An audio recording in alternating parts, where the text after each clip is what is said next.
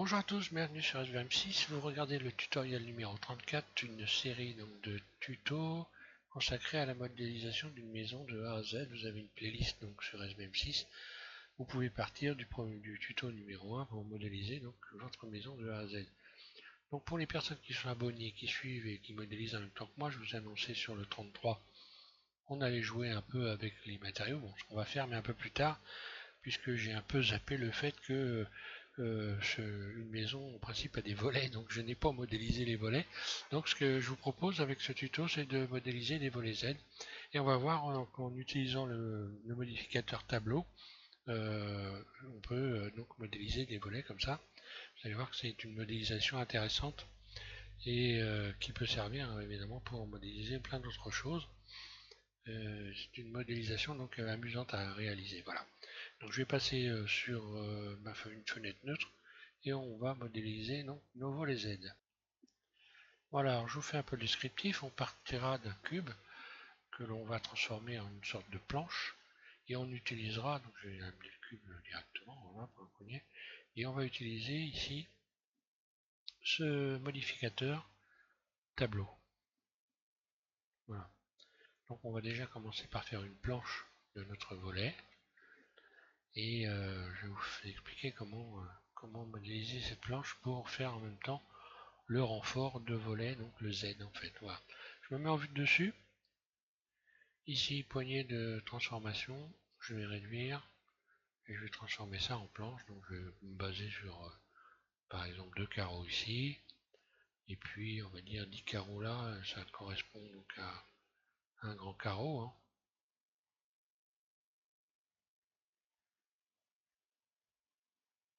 Voilà. Il faut que ça ait l'aspect d'une planche. Voilà, et là je vais l'augmenter. On va dire en tout 12 carreaux. 10 12 carreaux, ouais. Voilà. Je vais supprimer ça, ça me sert à rien. Voilà.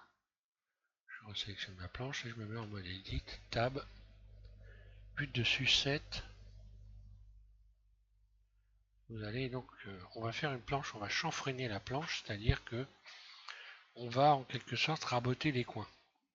On pourrait utiliser, on aurait pu utiliser un modificateur qui est biseau, mais on va pas s'en servir tout simplement parce qu'on a besoin de ne biseauter que les coins ici du tour et rien d'autre. Et avec le modificateur tableau, modificateur biseau, on ne peut pas le faire. Donc vous rajoutez un rayon ici.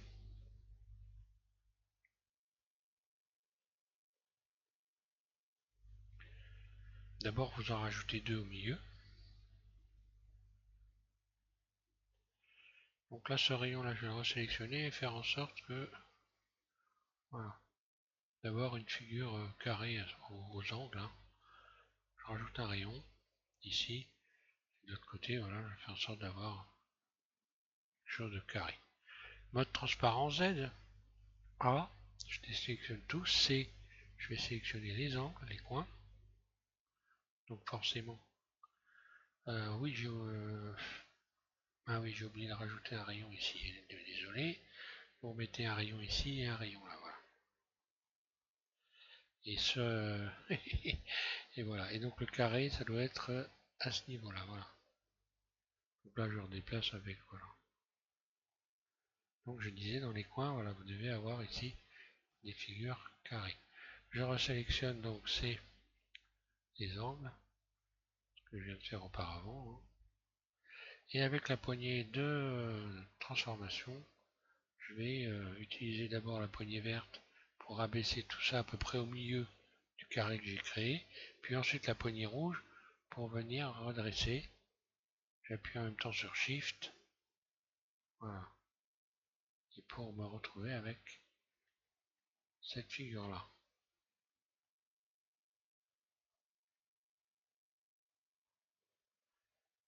Ce qui correspond à une planche d'un volet Z. Hein. Alors là, je vais étirer le tenon. Donc un volet Z, c'est un ensemble de planches avec un tenon et une mortaise. Et donc le tenon extrude, c'est cette partie-là, extrude.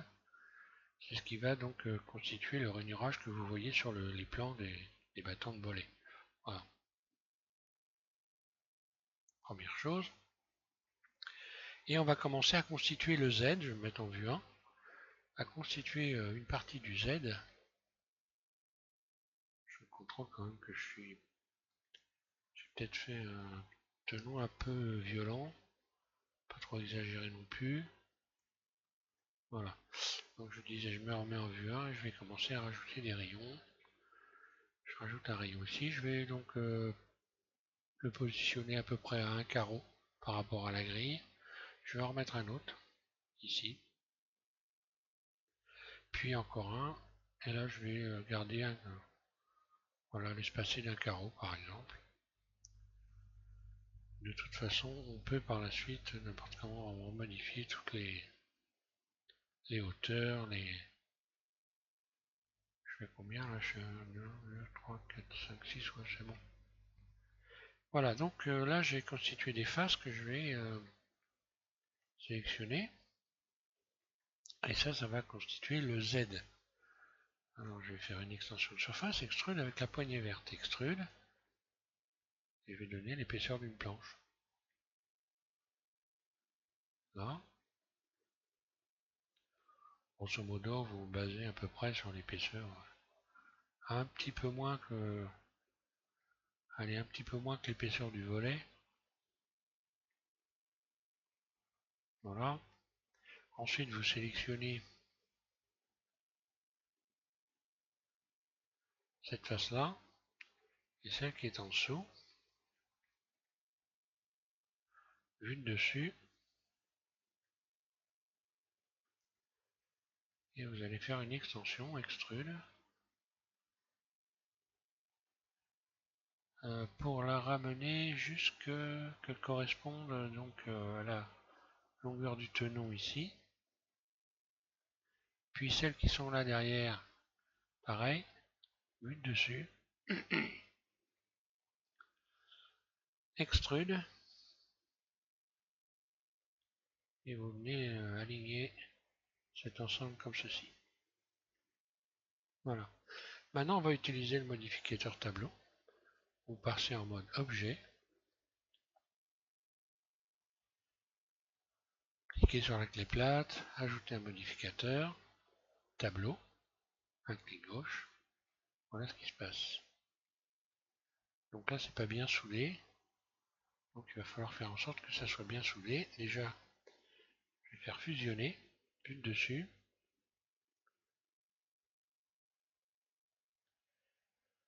Et puis je vais rallonger un peu.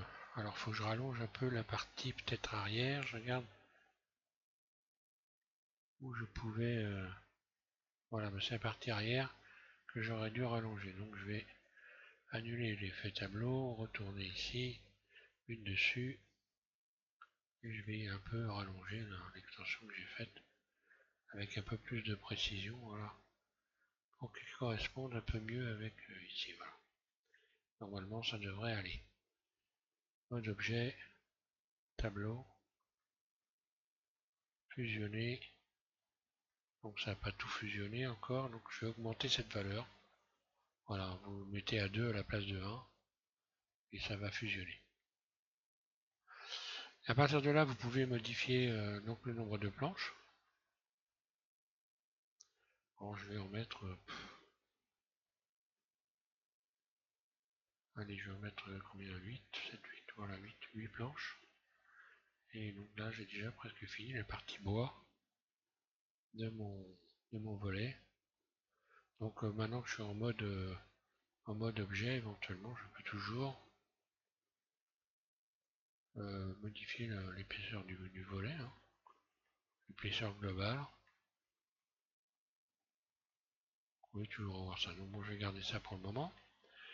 Et je vais donc faire le Z de mon volet, mode edit. Alors je vais déjà appliquer, hein, donc en mode objet, vous allez appliquer ici l'effet tableau en n'oubliant pas d'avoir fusionné. Sinon il n'y aura rien de soudé. Hein. Appliquer. Voilà. Alors les rayons passent pas. Quand les rayons passent pas, simplement parce que j'ai des faces internes. À l'intérieur de votre volet, il y a des faces internes. Si je veux leur rajouter un rayon, regardez CTRL R. Ça c'est juste pour vous expliquer, on ne le fera pas puisqu'on a déjà modélisé les planches. Mais quand vous avez ce problème-là, souvent c'est parce que vous avez des faces internes. Vous désélectionnez tout et vous allez ici dans sélectionner et vous allez sélectionner tout sélectionner voilà par caractère et là vous sélectionnez face interne. Vous vous mettez en mode transparent et là vous voyez que les faces internes elles sont sélectionnées. Il n'y a qu'à les supprimer, hein. Faites X, supprimer les faces, voilà. Et si tout se passe bien, enfin, tout se passe pas bien parce que des faces internes il y en a encore. Je vais recommencer.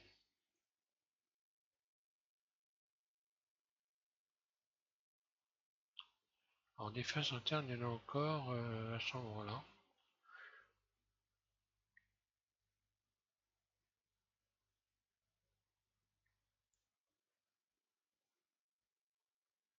Carrément à l'intérieur, ça correspond normalement à cette face-là, voilà. Si je me mets en mode transparent, tiens, je vais peut-être pouvoir les avoir comme ça. Je me mets en mode transparent. C, je sélectionne tout ça, voilà, elles sont là les faces internes. Bah, maintenant, si je voulais les retirer, je désélectionnerai C, celle-là, puisqu'il faut que je la garde. X passe. Et maintenant, quand je rajoute un rayon, vous voyez, il va sur toute la longueur. Voilà. Donc là, il n'y a plus de face interne, c'est bon. Je vais quand même supprimer le bout ici, j'en ai pas besoin. Je vais supprimer ça. X face. Et refermer la totalité, hein. Bon, alors là, ça contraint un peu, ça oblige un peu à... Tiens, je vois que mode arrêt, j'ai des faces à l'endroit, des faces à l'envers. Je vais déjà commencer par tout sélectionner, puis remettre les faces à l'endroit, en ombrage,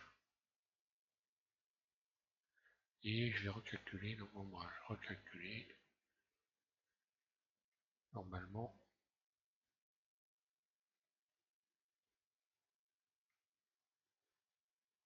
Ou alors j'ai les faces du pan ici qui sont restées, ah bah oui, d'accord.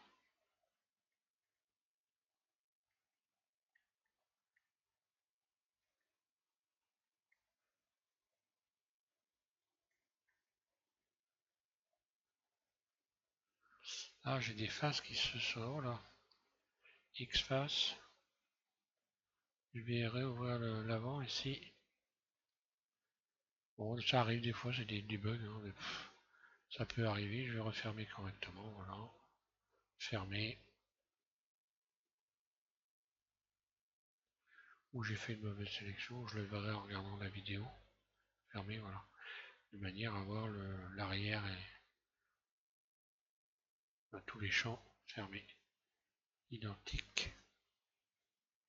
Là j'ai une phase, vous voyez là. X face, voilà. J'ai une mauvaise... Il devait y avoir une face interne à cet endroit-là également, voilà. Je crois que j'ai compris. Voilà ce que ça donne. Donc là vous avez déjà un plan, le plan d'un volet terminé. Donc pour faire le Z, ben, ça va pas être trop compliqué, hein. Il suffit de sélectionner en mode face ici la face qui est en haut à droite ici et celle qui est en bas à gauche ici. Voilà. Et puis d'aller faire un bridge avec la boîte à outils Looptool. Bridge. Et voilà, il y a le Z est fait, hein.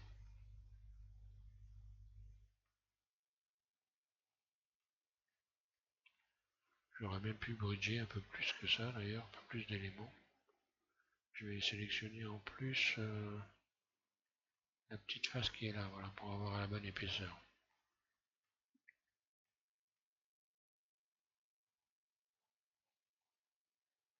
Alors là j'en ai une petite, là j'en ai une grande. Donc je vais sélectionner celle-là, voilà. Et je vais bridger le tout.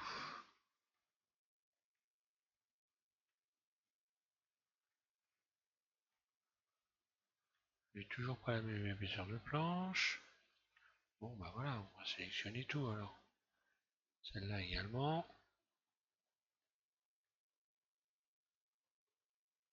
Et celle-là. Voilà. Cette fois-ci c'est la bonne. Voilà, cette fois-ci c'est la bonne. Voilà, donc, voilà, on a déjà fait un premier élément. Hein. Donc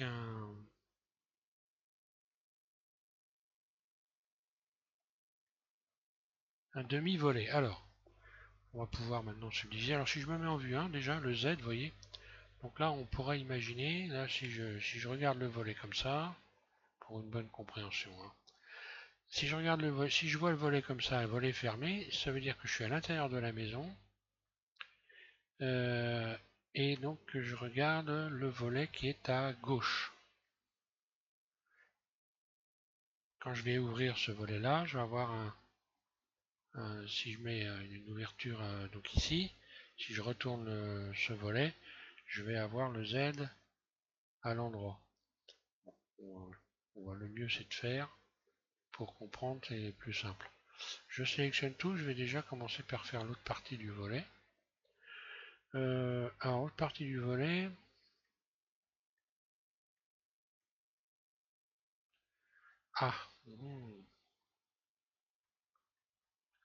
je vais déjà commencer par sélectionner les tours ici et agrandir le volet. Voilà, bon. Le truc, en fait, il faut que j'agrandisse le volet à partir d'ici, hein, pour commencer. Donc là, je vais sélectionner le bout ici. Hein. Donc, vue de dessus, transparent, C, mode vertice, ce sera plus facile. Et voilà, vous sélectionnez tout ça. On va pouvoir faire une extension, agrandir cette partie-là. Poignée de déplacement, extrude, et on va agrandir le bord ici. Ça vous donne ça.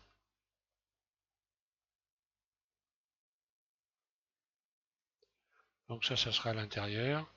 Automatiquement, les gonds seront de ce côté-là. Donc là, je vais faire exactement la même chose. Hein. Vue de dessus, Z, je désélectionne tout. C, je sélectionne ça. Extrude. Et là, un peu moins. Hein. C'est ce qui va supporter les gonds. Donc une extension un peu moins importante que ce côté-là. Donc là, ça nous donne ça. Voilà. Là, je sais pas pourquoi exactement il y a ça. Oh, j'ai fait une mauvaise sélection, voilà. J'ai une arête de trop, là. Ou alors une mauvaise fermeture. X arrête.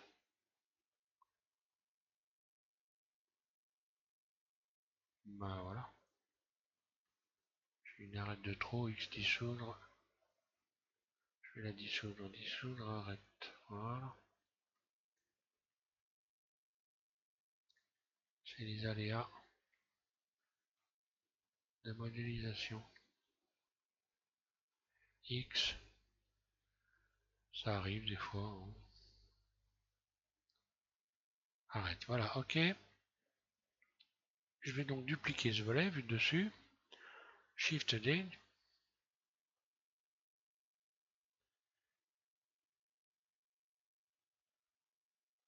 Et retourner le volet pour que ça corresponde ici avec, donc là, c'est la partie qui va supporter la fermeture du volet. Hein. Donc les parties métalliques. Dessus, donc je disais, ou même pas d'ailleurs, voilà, je vais sélectionner la poignée de déplacement ici. Et je vais retourner complètement le volet. Donc j'ai cliqué sur le cube rouge ici, qui correspond à Y. Donc à ici, vecteur, Y, moins 1. À la place de 1, voilà, j'ai retourné le volet. Une dessus. Je vais les mettre à touche-touche. Curseur 3D. Voilà, pour faire les choses avec un peu de précision. Voilà ce que ça donne.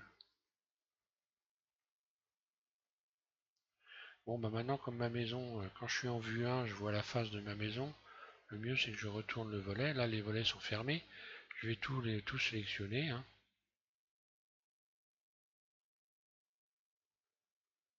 Voilà, et puis donc RZ 180, RZ 180 degrés, voilà. Donc maintenant, quand je vais être en vue contrôle 1, donc à l'intérieur de la maison, voilà, à l'intérieur de la maison, je vois le Z, et en vue de face 1, voilà ce que je vois.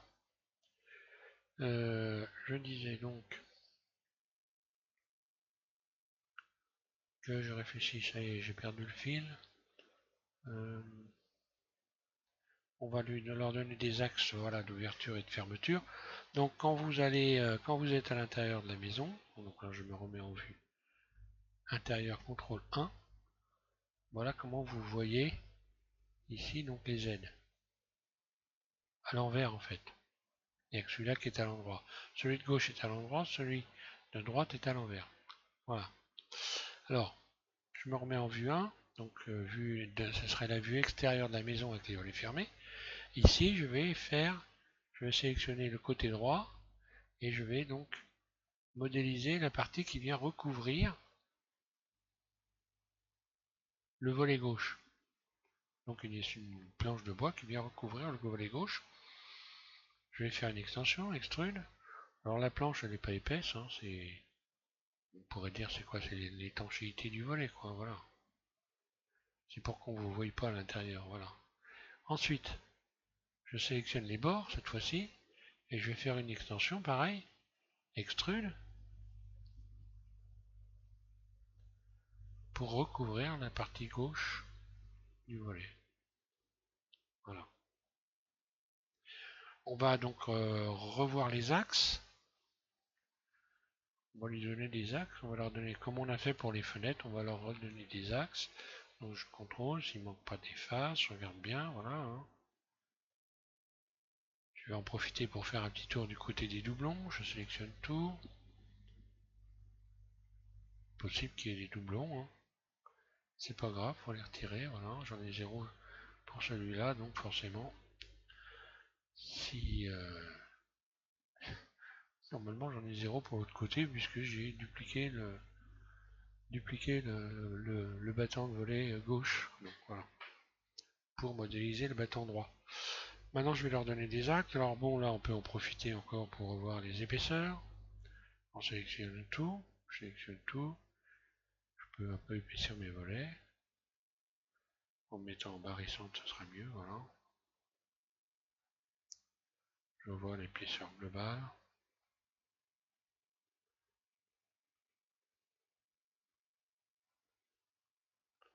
Allez, je vais garder ça. Et puis ensuite, quand vous mettrez votre volet en place, bah, vous réglerez la hauteur de vos volets, hein. Si je regarde des volets, alors des volets de cette largeur-là, ça ressemblerait plutôt à ça, hein. Là, vous pouvez les agrandir sans problème. Le problème, voilà, en les agrandissant, vous allez réduire la planche qui est au centre, hein.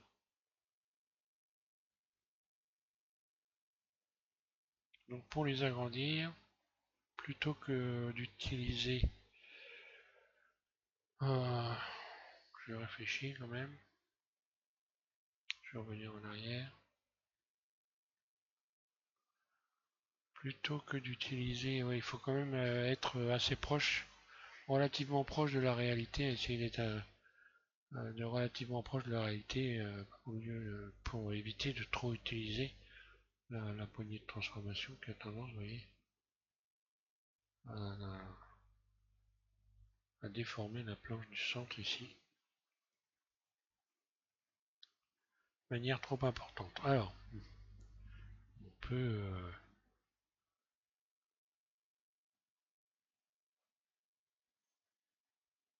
voilà, sans que ça gêne de trop, utiliser par contre la modifier sur l'axe X. Bon voilà, je vais prendre les modifications à vous de voir. Euh, maintenant on va revoir les axes. Donc les axes, je me remets en vue 1. Et je vais lui donner un nouvel axe de rotation, exactement comme on a fait pour les fenêtres. Donc sauf que pour les fenêtres, comme on a installé les gonds, on a utilisé les gonds comme axe de rotation. Hop là. Là, je vais sélectionner un vertice. Celui-là par exemple. Je vais emmener le curseur 3D Shift S, curseur vers sélection. Je vous rappelle que le curseur, c'est l'espèce de rond pointillé rouge et blanc qui vient se positionner ici. Donc le curseur, c'est pas la poignée de de déplacement. Par contre, la poignée de déplacement ou de déformation elle est toujours avec le curseur. Et puis je vais donc faire en sorte que cet axe devienne l'axe de rotation de mon pan de volet gauche. Je reviens en mode objet, définir origine, donc je vais dans objet, définir origine, et puis origine vers curseur 3D. Donc l'origine, donc le centre de rotation de mon volet va devenir le curseur 3D, un clic gauche, voilà. Donc la poignée de rotation en quelque sorte est venue se positionner là quand je suis en mode objet. Si je fais une rotation sur Z, donc là je pourrais pas parce qu'il faudrait que d'abord que je commence par ouvrir ce volet là. Donc c'est pareil, je vais aller resélectionner ici ce vertice là, Shift S curseur vers sélection, Tab mode objet, définir origine vers curseur 3D. R, Z, mon volet s'ouvre comme ceci, et le Z est à l'endroit, vous voyez. Vous lisez le Z normalement. R, Z, là c'est le contraire. Voilà pour la partie bois. Alors pour ceux qui ont modélisé des linteaux arrondis, c'est après avoir placé le volet, c'est un peu d'ailleurs comme dans la réalité, c'est après avoir placé le volet donc devant la fenêtre que vous allez ajuster ici cet ensemble de vertices ici pour venir coller à l'arête du linteau et pour donner une forme arrondie. En mode transparent, vous sélectionnerez les éléments comme ceci pour les faire monter ou descendre. Donc là évidemment ça va monter, hein. Et donc pour faire le réglage. Donc pour la partie bois, voilà, je pense que je réfléchis avant d'arrêter cette vidéo quand même. Pour la partie bois, oui, on va voir, ça va être bon, hein. Il n'y a rien de plus à rajouter. On passera donc avec le tutoriel numéro 35 à la ferronnerie. On va modéliser les ferronneries. Donc cette pièce de bois Z ici est donc fixée par des boulons et des écrous. Et vous avez donc une pièce métallique ici qui vient se positionner et pour donc pouvoir pour pas passer à travers le bois quand vous serrez les boulons, enfin les écrous. Voilà.